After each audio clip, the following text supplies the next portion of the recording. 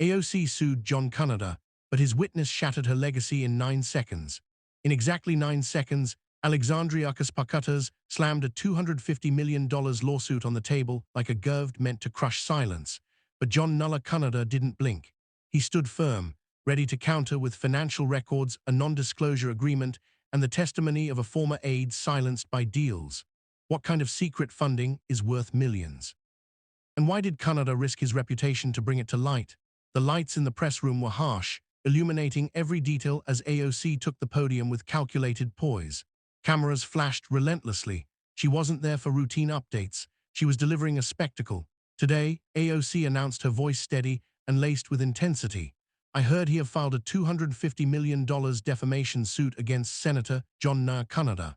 She paused for effect. He has spread false narratives about my work on border policies, claiming hidden funds and hypocrisy that simply don't exist. The room buzzed not from surprise, but from the drama unfolding. AOC surveyed the crowd, her gaze sharp, already puncturing the viral clips. This serves as a clear message, she continued. No one, regardless of their Dunham rhetoric or party affiliation, can tarnish my commitment without consequences. She avoided repeating his name, knowing the media would amplify it anyway. Headlines were brewing, networks lighting up in partisan hues. Meanwhile, Senator Canada's name surged in searches nationwide. Far from the frenzy in his Senate office under the Capitol's Grand Dome, Canada pored over documents on border funding oversight. His demeanor was composed, his words measured with a touch of Southern wisdom. When taxpayer money vanishes into opaque channels, it's not abstract. It's real lives affected. Real migrants seeking safety, real border agents on the front lines, real communities bearing the burden of unchecked flows. An aide rushed in, nearly tripping in haste, sliding a sealed envelope across his desk, marked from the Southern District of New York. Legal summons, high priority. Canada glanced at it mid-sentence, finished his thought with deliberate calm, then opened it without fanfare. The contents, a crisp complaint.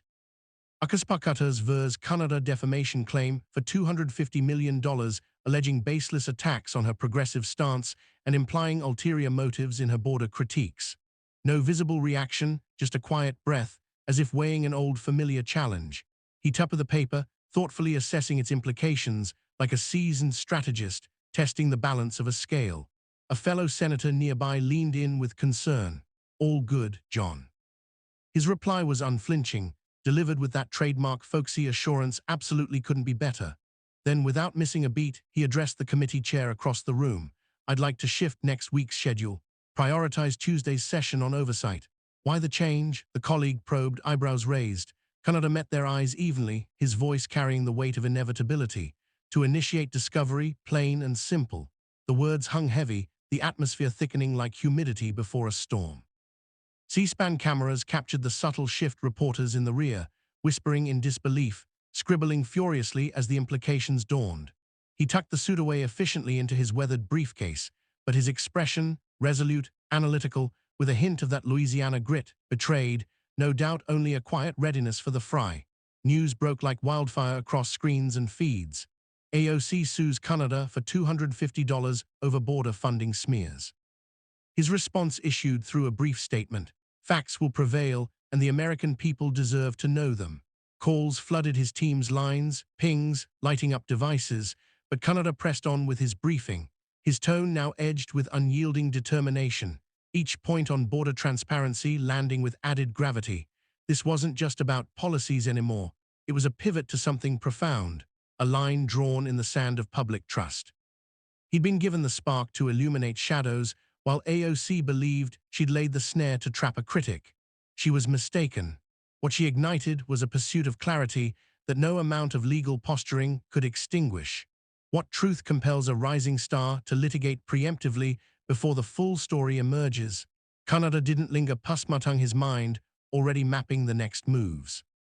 As the microphone cut with a faint click, he navigated a discreet side hallway envelope concealed under his arm, the weight of impending battle fueling his purposeful steps. Downstairs, in a secure device-free briefing room tucked away from prying eyes, the air was tense, charged with the scent of fresh coffee and stacked legal pads. At the long oak table sat trusted allies, a composed colleague from across the aisle eyes. Teddy with shared resolve, a dull-undeterred advisor already scanning preliminary files with a highlighter in hand, and a veteran lawyer expression honed by years of hushed-up cases, her notepad filled with bullet points. Kannada placed the lawsuit down with a soft thud. "It's official," she bit Clun and Sinker. The lawyer, unfluppered as ever, produced a thick red dossier from her briefcase labeled Border Transparency Probe in bold marker edges taped for security. "They really went for it," the colleague noted, shaking their head in mild astonishment. Kannada affirmed with a nod, "Before I escalated publicly, which tells you all you need to know about their nerves." The advisor whistled softly through his teeth, handing us discovery on a silver platter. "That's a gift we won't waste."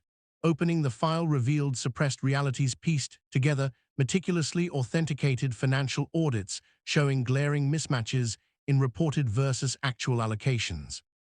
Ends redacted, but implicating a key former aide named Alex Vara, who had flagged issues early.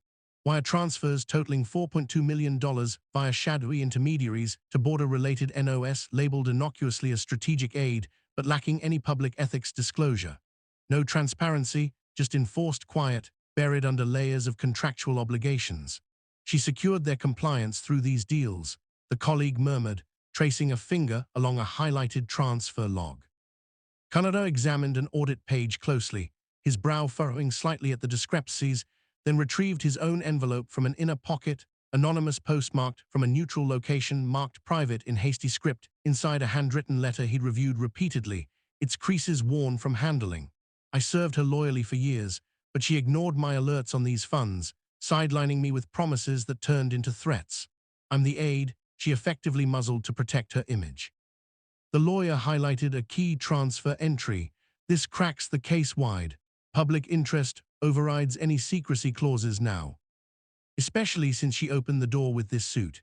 Kennedy eyed an attached photo clip to the report. Alex earnest and professional, echoing the whistleblower spirit of someone in their prime, determined despite the odds. "Does he seek exposure or is this too personal?" the advisor asked, gauging the room. Kennedy's response was steadfast, grounded in principle, not vengeance, clarity, and the restoration of trust in how public funds are handled. The group exchanged glances, the consensus building like a well-oiled machine. The true probe begins immediately, no delays, file shut with a decisive snap. Kennedy rose his chair, scraping faintly against the floor. She challenged the wrong advocate for openness, someone who spent a career calling out waste and demanding accountability. If facts are obscured by pacts and power plays, can accountability revive them, shining light where shadows have lingered too long?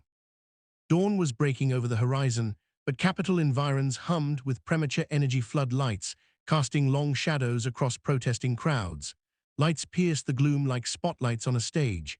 Protesters divided into factions, some waving progressive flags, high-chanting for solidarity, others brandishing homemade signs, lauding Kennedy as a steadfast truth-seeker, their voices blending into a cacophony of dissent. Chants clashed in the crisp air audio loops from portable speakers, mocking AOC's past quotes on transparency and equity juxtaposed against allegations of hidden dealings. Inside the historic building, Kennedy stood before his office mirror, reviewing the suit's arrogant closing lines one more time, "Fabricated harm to my progressive ethos," demanding not just damages, but retraction and silence. He recited it coolly under his breath, folding it away with methodical care, his reflection conveying quiet assurance, the lines around his eyes speaking of battles fought and wisdom gained. Let's test that narrative against the cold, hard evidence.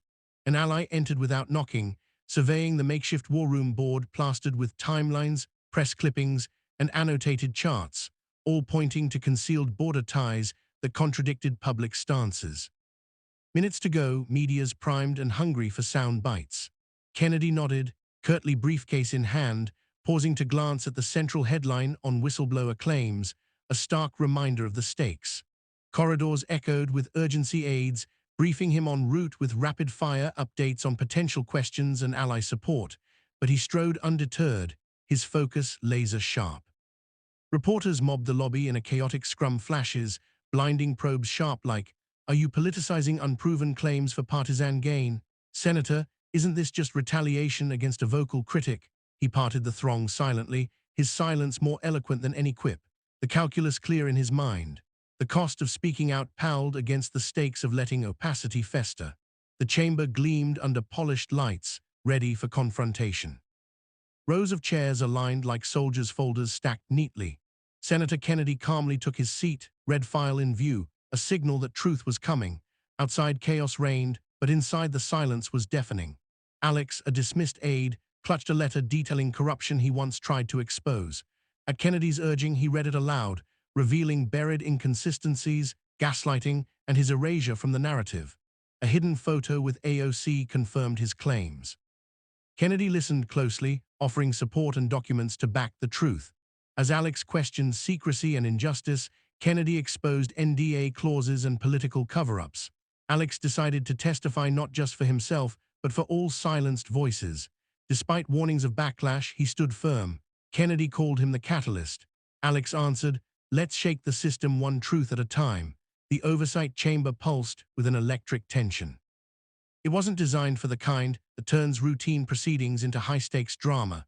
Red lights on C-SPAN cameras flickered like warning signals, reporters perched on the edge of their seats, notebooks abandoned in favor of live tweeting devices.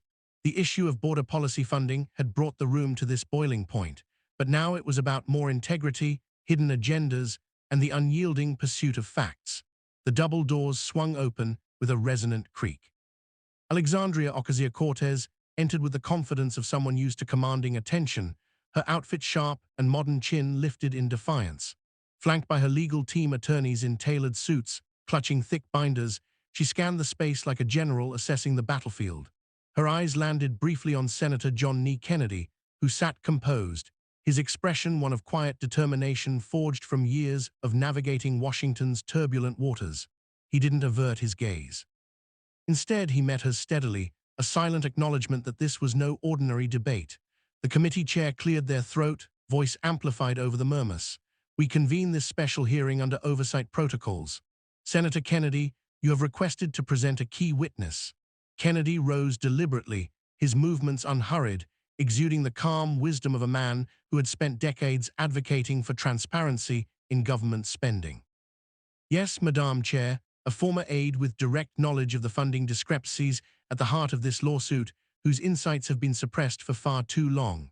AOC let out a subtle scoff audible enough to ripple through the room.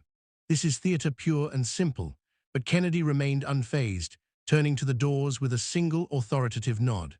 They parted again, and in walked Alex Rivera, professional, in a simple blazer and tie.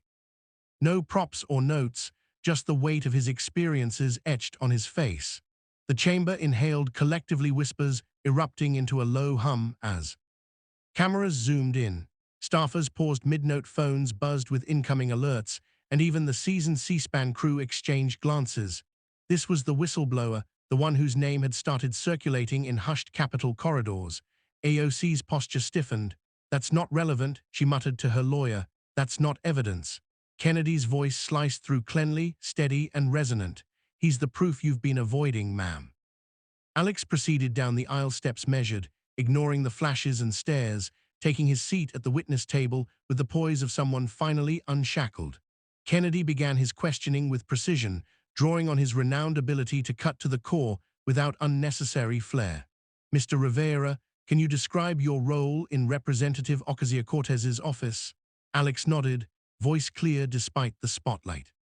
"I served as a policy aide focused on immigration and border issues, handling reports on NGO partnerships and funding allocations." The room hung on his words, media outlets already framing live updates. Kennedy leaned in slightly, his folksy drawl infusing the exchange with approachable authority. "And during your tenure, did you encounter any irregularities in how funds were reported or distributed?" Alex didn't hesitate. "Yes, Senator, there were undisclosed transfers to certain NOSs that contradicted public statements on transparency.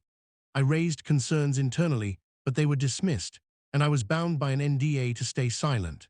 Gasps dotted the gallery, but Kennedy guided the narrative expertly, projecting documents onto the screen. A wire log showing $4.02 $2 million funneled through shell entities, memos labeled advocacy support, but lacking ethics filings. "Let's examine this transfer log," he said, his tone educational rather than accusatory. highlighting discrepancies with the skill of a professor unraveling a complex equation. Probability of mismatch near certain based on these audits. AOC's team objected vehemently, but the chair overruled, citing relevance to the defamation claim. Media reactions poured in real-time, tweets exploding with borderooth networks, cutting to split screens of the hearing. Kennedy didn't rush. He built the case methodically, his keen shining through as he introduced the NDA, signed and witnessed clauses prohibiting disclosure under penalty. "Why sign this?" he asked Alex gently. "To protect the office's image," Alex replied, but it felt like erasing the facts. The tension escalated as Kennedy revealed a photo from a closed-door meeting. AOC and Alex side by side, her hand on his shoulder in a gesture of camaraderie, the back inscribed to a key team player, "Stay committed." AOC, the chamber erupted in murmurs. AOC slammed her hand down. A fabricated, but Kennedy countered smoothly. "Metadata confirms the timestamp logs verify the event. This isn't invention, it's documentation." His wisdom in packing the revelations kept the room engaged, not overwhelmed, convincing even skeptics with fact-based persuasion. Outside, protesters clashed louder, but inside, Kennedy's leadership turned the tide, media praising his unflappable style. As Alex detailed a bracelet engraved, "For the unseen cause, forgive the shadows," a gift from AOC symbolizing regret over hidden deals. The room froze. Kennedy wrapped up. "These aren't attacks, they're truths demanding daylight." AOC fumed, but Kennedy's steady hand had shattered her narrative, proving his commitment to accountability with irrefutable grace. The hearing adjourned amid chaos, but Kennedy's poise had won the day, his reputation bolstered as a beacon of honest governance. What happens when facts presented with unyielding integrity dismantled the facade of power? The fallout was immediate, headlines screaming across screens. Kennedy exposes AOC funding gaps in explosive testimony. Social media ignited with users debating the revelations, many applauding Kennedy's masterful handling, calm, factual, persuasive, without a hint of grandstanding. In post-hearing interviews, pundits noted his canwan, how he let the evidence speak while getting the flow like a seasoned conductor.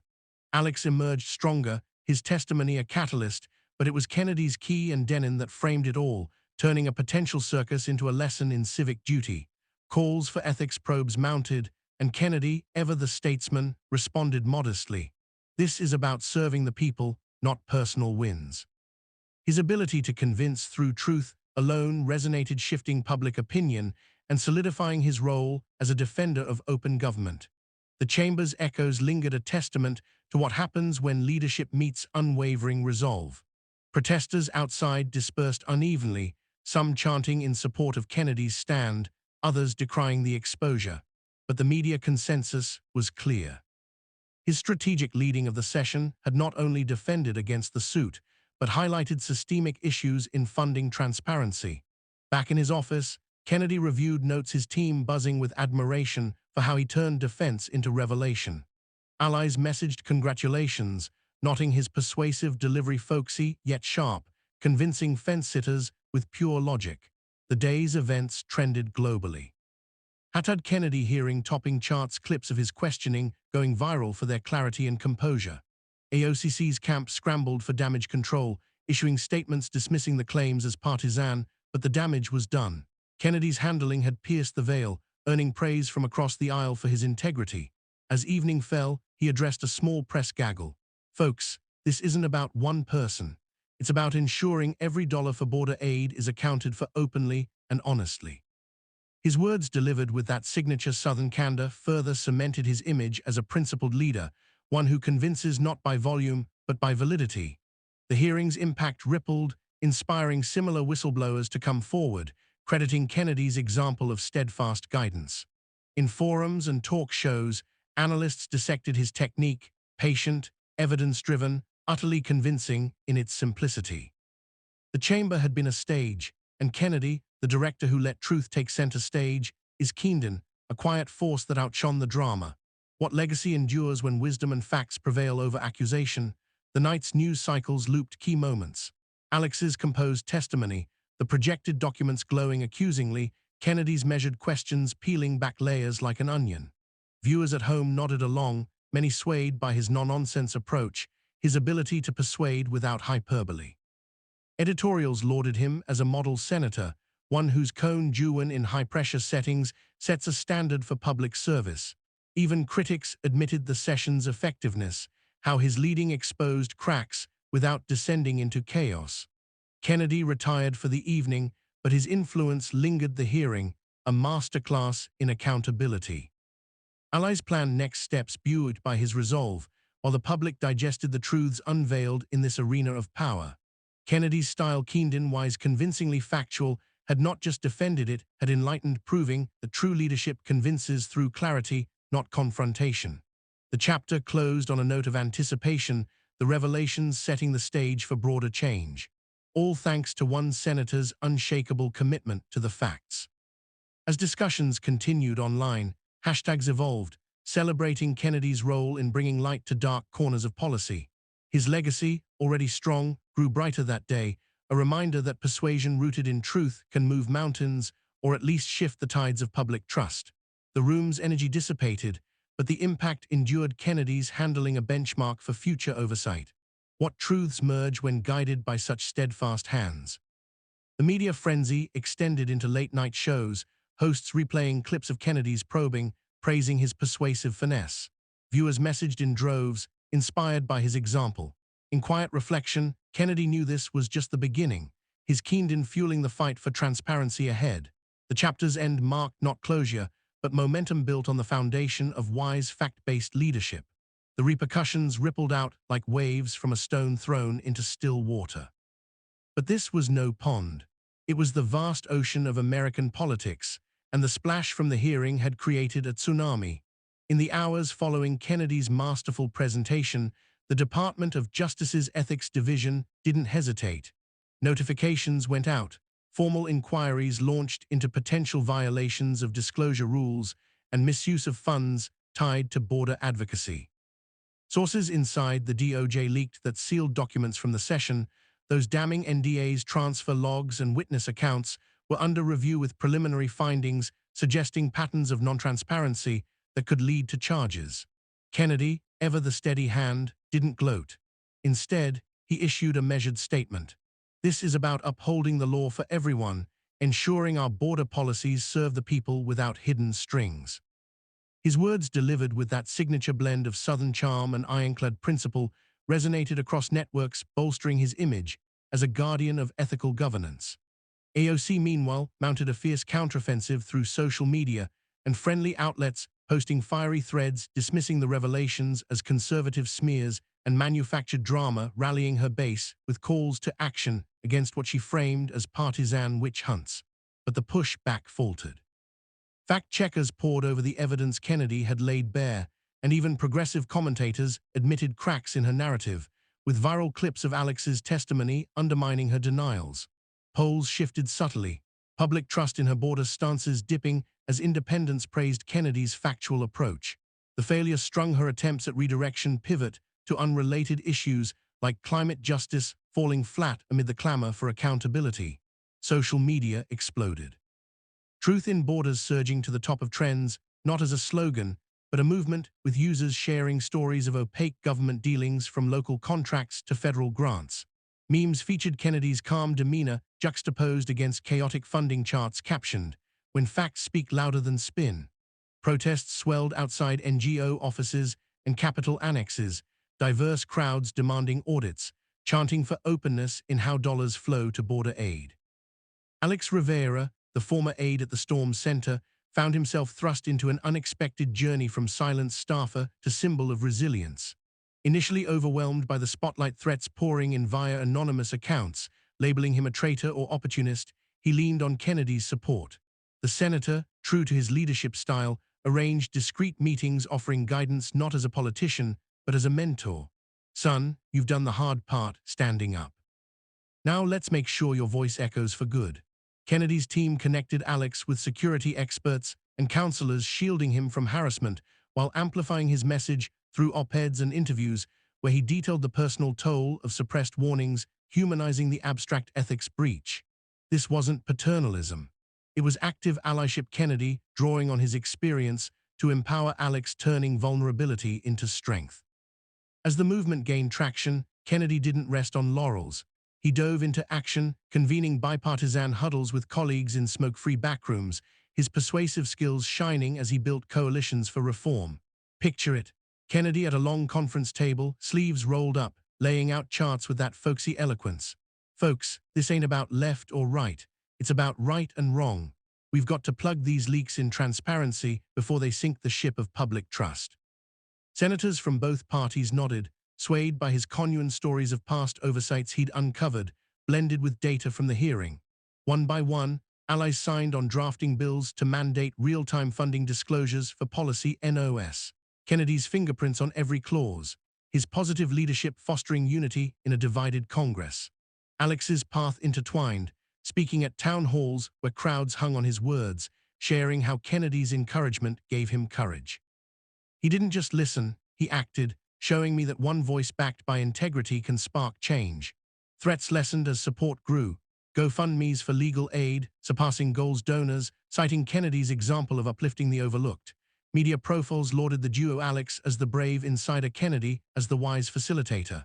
While AOC's rebuttals grew defensive, her press conferences dodging direct questions, the counterattack crumbling under scrutiny. Online forums buzzed with debates. But the consensus tilted Kennedy's role in nurturing this shift, exemplified proactive governance, his meetings yielding tangible progress like a proposed ethics hotline for AIDS. Protests evolved into organized advocacy petitions circulating with truth in borders badges. Volunteers inspired by Kennedy's model of collaborative reform. Alex reflected in a viral essay, "My journey from shadow to spotlight wasn't solo. Senator Kennedy lit the path." Proving leadership means lifting others. As investigations deepened, leaks hinted at more witnesses emerging, crediting Canada's steady encouragement.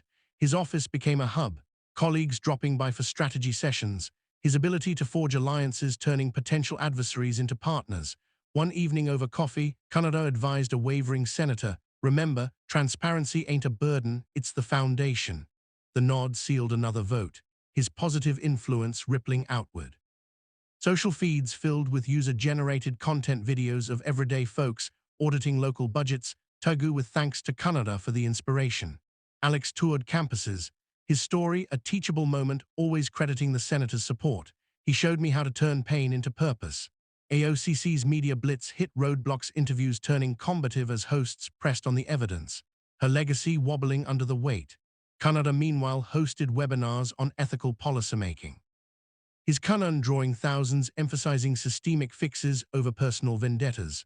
The movement's crest saw cross-party bills introduced, Canada at the forefront, his leadership not denying but enabling umpang voices like Alex's to lead panels.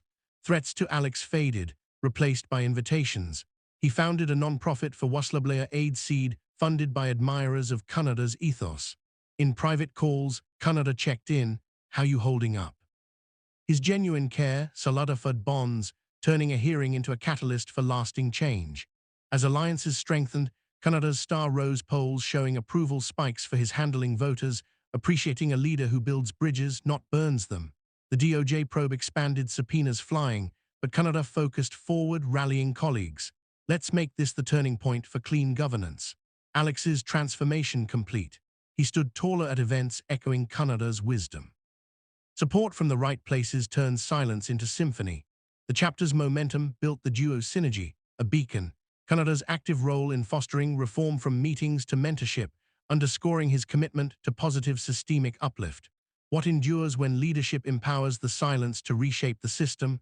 The wave crested higher town halls, packing venues where Alex shared stages with Canada. The senator's endorsements lending gravitas. Media dubbed it the Transparency Uprising, crediting Canada's strategic alliances for momentum. AOC's counters via podcasts and rallies drew crowds, but attendance waned as doubts crept in her narrative, fraying against unyielding facts.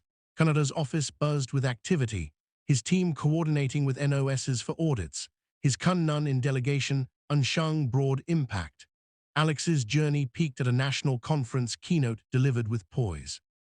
"Thanks to Senator Canada's guidance, I found my footing, proof that true leaders invest in others' growth." Applause thundered the movement, now self-sustaining hashtags evolving into policy pushes. Canada humbly deflected praise, "It's the people's fight. I'm just helping steer the ship." His meetings with lawmakers yielded compromises, bills advancing through committees, his persuasive tact bridging divides. Protests turned productive lobbying days on the Hill where Alex led delegations, Kannada's introductions, opening doors. The DOJ's updates fueled fire potential indictments looming, but Kannada urged focus on prevention. Let's fix the rules so this doesn't repeat. His positive leadership inspired replicas state-level initiatives mirroring federal efforts. Alex's non-profit thrived Muntarung programs modeled after Kannada's approach. As the chapter wound, the alliance's strength shown Kannada's support, transforming Alex from victim to vanguard, his role in building coalitions a masterclass in effective governance. The repercussions weren't just legal, they were cultural, a nation awakening to transparency's power, all sparked by one senator's unwavering dedication to doing right. How far can one leader's positive influence carry when it empowers a movement? The investigations pressed on, but the real victory was in the changed conversations, families discussing ethics at dinner, students debating in classes, all tracing back to Kannada's catalyst role. His legacy grew not through conquest, but collaboration, proving that Kunwan paired with kindness forges unbreakable change. Alex, now an advocate icon, always circled back. Without his belief in me, this wave never breaks. The chapter closed on hope. Duo's journey, a testament to leadership that lifts, reforms, and endures. The triumph echoed through the halls of Congress like a long overdue verdict, not with fanfare, but with the quiet satisfaction of justice served. In the weeks following the DOJ's deepening probe, Kannada's steadfast efforts bore fruit. The Transparency and Policy Funding Act passed with bipartisan support, a landmark bill mandating full disclosure of all NGO partnerships and shell transfers for public officials. Dubbed Farah's law in honor of Alex's courage, it stripped away the veils that had allowed hidden deals to thrive. Enforceable penalties now in place for any attempt to bury financial ties under NDAs. Kannada stood at the signing ceremony not as the hero, but as the facilitator, his remarks humble. "This isn't my win, it's ours. A step toward government that answers to the people, not special interests." His integrity shone brighter than ever, colleagues from both sides clapping him on the back. Voters flooding his office with letters of gratitude. AOC's legacy, once unassailable in progressive circles, now bore the scars of scrutiny. Her influence waned. Endorsements trickled as the public demanded authenticity over optics. But Kannada didn't dwell on downfall. He focused on uplift, his positive role model, inspiring a new wave of ethical leadership. Alex Farah, fully recognized as the whistleblower who sparked it all, launched advocacy tour. His story a beacon for silenced staffers everywhere. With Kannada's endorsement, he established the Open Borders Ethics Fund, scholarships for young policy wonks studying transparency, funded by grassroots donations that poured in after the hearing. Protests had evolved into workshops that Truth in Borders, now a curriculum in civics classes, teaching kids the value of speaking up. Kannada continued his Senate work with renewed vigor. His reputation, elevated as a paragon of principled governance, polls showed him as one of the most trusted figures in Washington. His cunning in bridging divides a blueprint for others, yet the true closure came in quieter moments. Kannada visiting a Louisiana community center where locals shared how the revelations empowered them to question local budgets. He listened, then spoke. Integrity isn't flashy. It's the daily choice to do right, even when it's hard. This story from lawsuit to law teaches us profound lessons. First, integrity and courage in unveiling truth can dismantle even the most entrenched power structures hiding behind secrecy. In a world where influence often buys silence, standing firm like Kannada did reminds us that one person's resolve backed by facts can ignite widespread change. Educationally, it underscores the responsibility of ethical conduct in politics. Leaders must prioritize transparency to foster public trust, as opacity breeds cynicism and produces democracy. We learn that Munbuk isn't optional. It's essential, a tool for accountability that ensures policies serve the many, not the few. Moreover, each individual plays a role. Whether an aide like Alex raising alarms or a citizen demanding answers, our actions contribute to a fairer society. By learning from conflicts, analyzing them not as battles, but as opportunities for growth, we build resilience. Schools should teach this. Case studies on whistleblowing, debates on funding ethics, encouraging students to question and act responsibly in everyday life. It means voting informed, supporting transparent candidates, and speaking out against injustice. Canada's example educates us that true leadership empowers others, turning personal trials into collective progress.